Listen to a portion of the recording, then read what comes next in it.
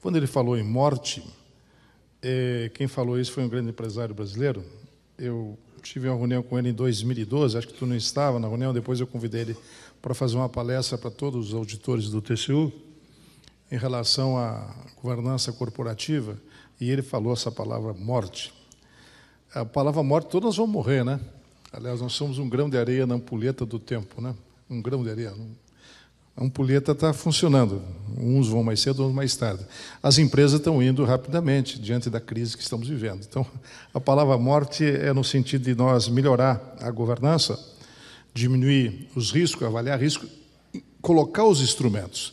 A Graça Foster nos chamou em 2013 para fazer uma palestra sobre governança e implantou lá uma diretoria de governança que até então não tinha. Eu fiquei muito feliz. A Graça Foster foi muito dirigente.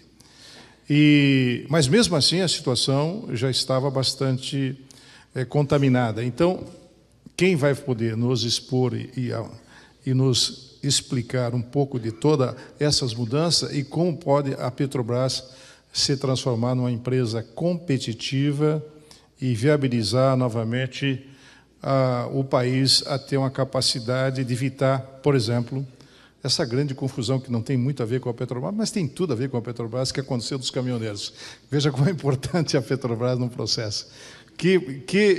Annelise, que dificuldade e que desafio você tem pela frente e toda a tua equipe. Por favor, comente. Bom, boa tarde a todos, ministro. É um prazer e uma honra estar aqui com vocês, discutindo essas questões tão importantes da administração pública e, principalmente, para nós, como gestores, não só de uma empresa estatal, mas de uma empresa de economia mista que tem, como vocês sabem, as suas esquizofrenias, né? Então, nesse contexto, eu até preparei uma pequena apresentação para compartilhar com vocês um exemplo prático da utilização desse parágrafo, desse artigo 28, inciso 2 da Lei 13.303. Nós vimos aqui no primeiro painel e agora no segundo vários comentários extremamente pertinentes e importantes para a interpretação desse artigo, e eu queria, na verdade, trazer um outro lado, que é a aplicação desse artigo, né? Então, aqui eu só coloco o artigo 28 e destacando, então, a questão da escolha do parceiro estar associada a características particulares, vinculada a oportunidades de negócio definidas e específicas e, como disse aqui o meu colega, justificada a inviabilidade do procedimento competitivo. Então, eu queria trazer para vocês como é que nós, na Petrobras, estamos trabalhando para garantir a efetividade e a eficácia, sem perder de vista os princípios da administração pública. Então, na verdade, a inexigibilidade de licitação já estava prevista no ordenamento anterior, tanto no Decreto 2745, quanto agora na Lei 13.303, que, basicamente, ela repete aí a questão da escolha do parceiro está associada a características particulares, né? E, no caso da Petrobras, como é que a gente está aplicando esse inciso 2? Tanto no que a gente chama sistemática de desinvestimentos, quanto no conceito de parcerias estratégicas, como o presidente aqui de Correios comentou com a gente, que também eles vêm trabalhando nisso. Na verdade, nós temos uma sistemática de desinvestimentos que realiza, sim, processos competitivos e ajustada de acordo com os direcionadores do TCU.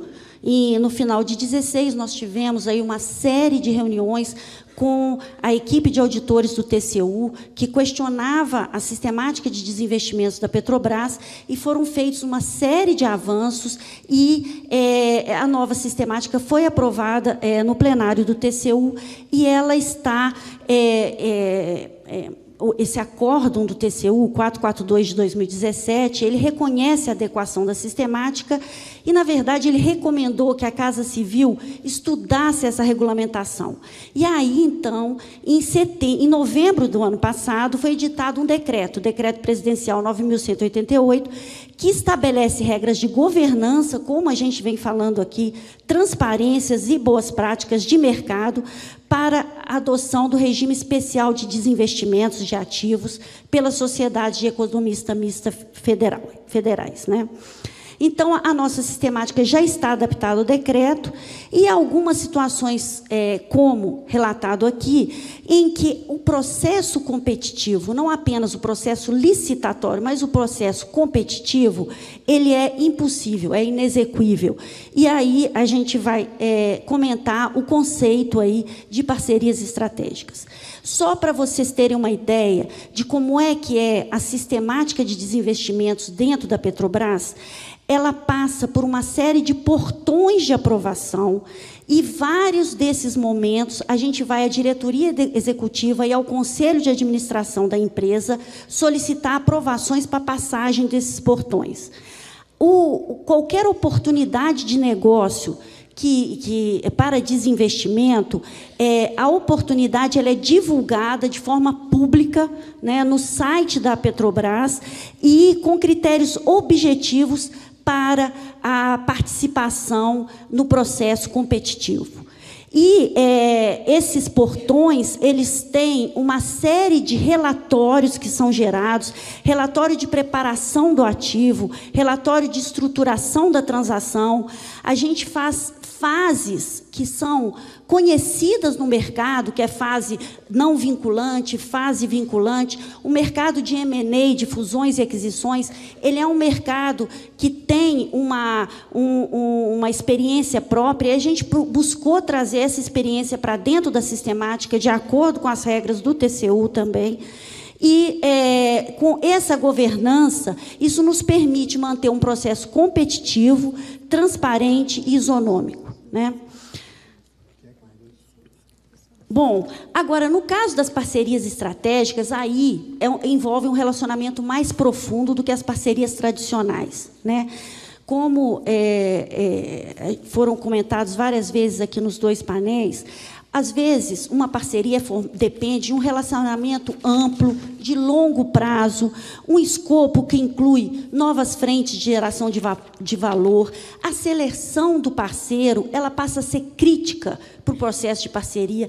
Aí não é uma questão de fazer processo competitivo. A escolha do parceiro, ela passa a ser uma escolha crítica para o sucesso da parceria. E aí, essas parcerias, elas têm que envolver acordos de cooperação tecnológica, envolvendo áreas de mútuo interesse. E, na verdade, a cooperação, ela passa a ser a verdadeira intenção entre as partes. Buscar parceria no sentido mais amplo de você não estar vendo simplesmente o desinvestimento ou uma aquisição, mas potenciais de geração de valor maiores do que aquilo que se está oferecendo no negócio, né?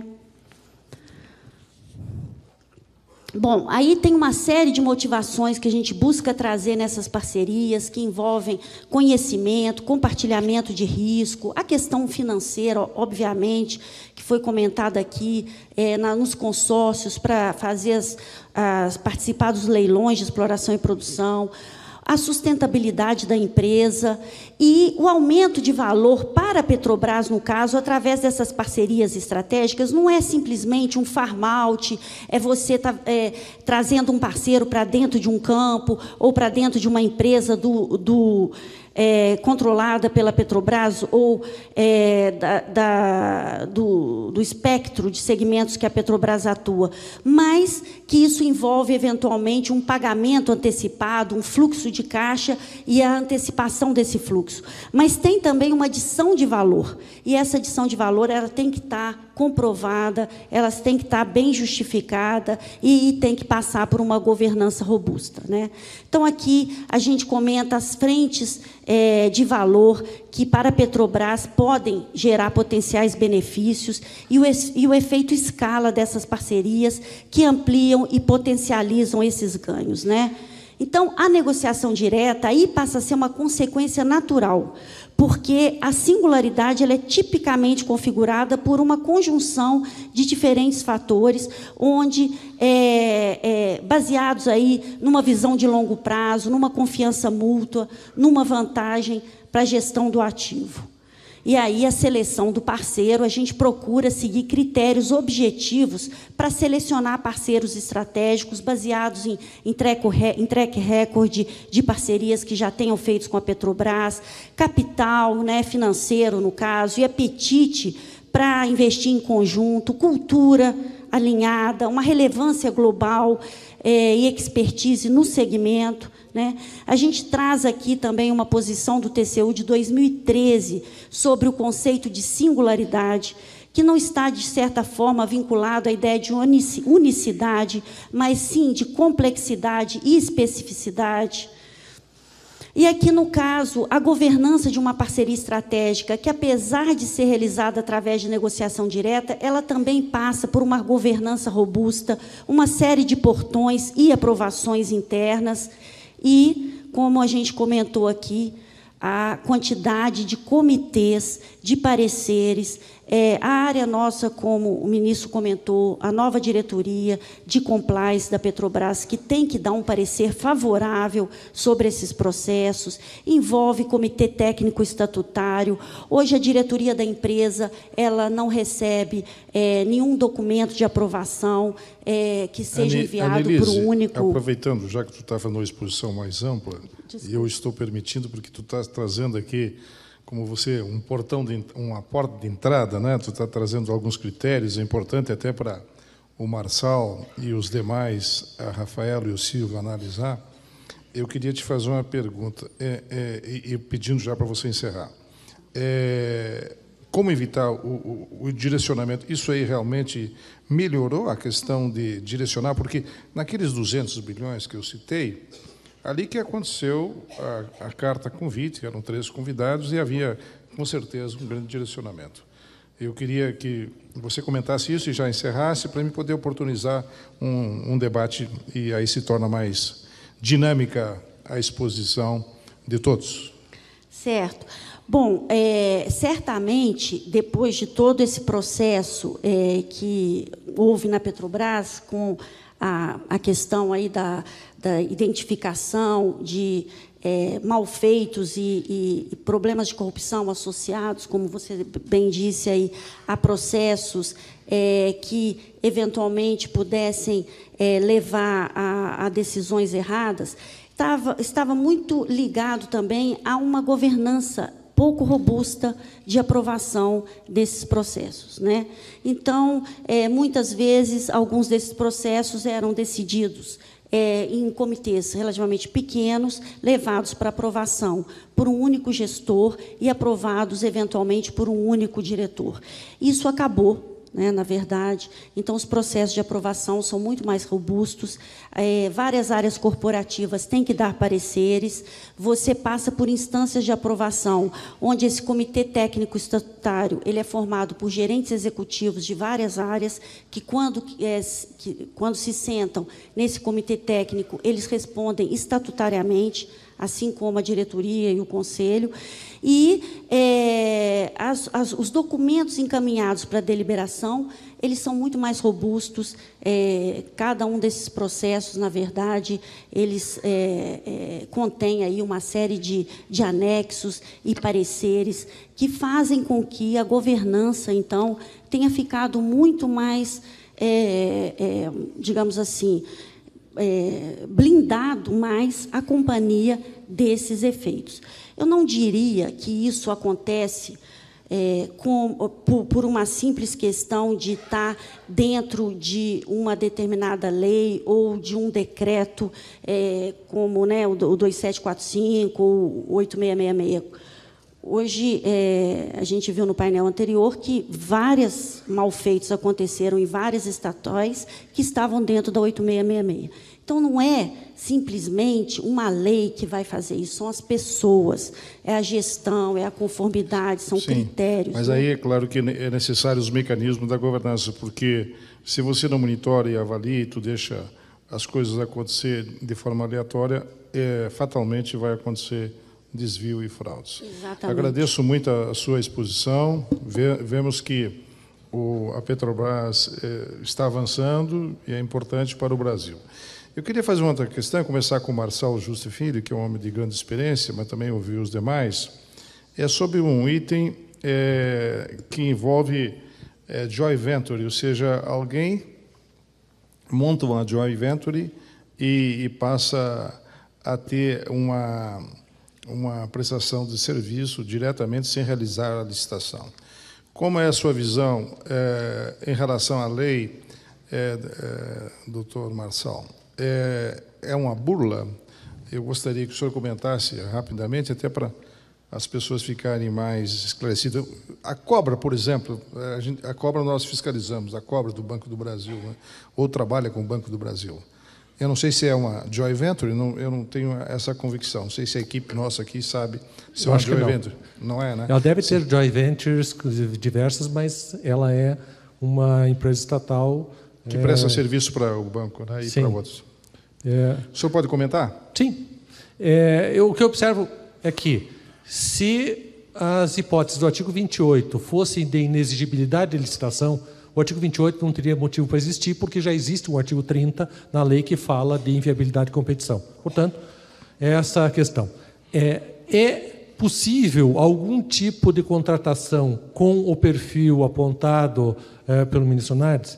Eu observo que o artigo 28.2 tem a seguinte redação: escolha de parceiros esteja associada às suas características particulares.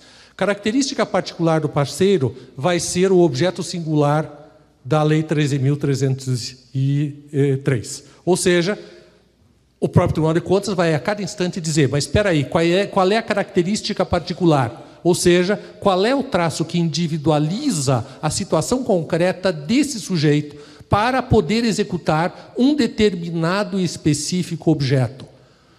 Se porventura existir a necessidade de uma identificação diferenciada desse parceiro, se o objeto a ser executado demandar uma qualificação diferenciada, se o contrato, obviamente, contratos de parceria são contratos de longo prazo que envolvem a existência de confiança, requisitos de plasticidade contratual, eu diria. Plasticidade contratual significa a necessidade de variação e adaptação dos contratos ao longo do tempo, tema que nós nos acostumamos a tratar apenas a propósito das concessões de serviço público. Nos contratos da Lei 8666, nós não concebíamos essa mutabilidade contratual senão com uma excrescência. Nesses contratos é necessário existir uma plasticidade que adeque o relacionamento das partes às circunstâncias de uma empresa, de uma atividade empresarial que muda permanentemente. Eu, portanto, acho que é perfeitamente possível a contratação de uma joint venture, inclusive com a seguinte circunstância, que é uma circunstância muito peculiar. É perfeitamente possível que a empresa estatal se associe a um particular, constitua uma sociedade, um outro empreendimento, para prestar serviços a ela. Algo que tem acontecido, por exemplo, no âmbito do Ministério da Saúde, administração direta, com a figura da PDP, que é uma figura, a Parceria de Desenvolvimento Produtivo, que é uma figura extremamente rica, em que, para obter medicamentos para o SUS, há uma associação entre uma entidade privada e uma instituição pública que se associam para a transferência de tecnologia para produzir um medicamento, o qual será comprado pelo SUS, o que envolve uma joint venture, e normalmente é feito um procedimento seletivo, mas a questão toda é qual tipo de procedimento seletivo que a gente vai realizar.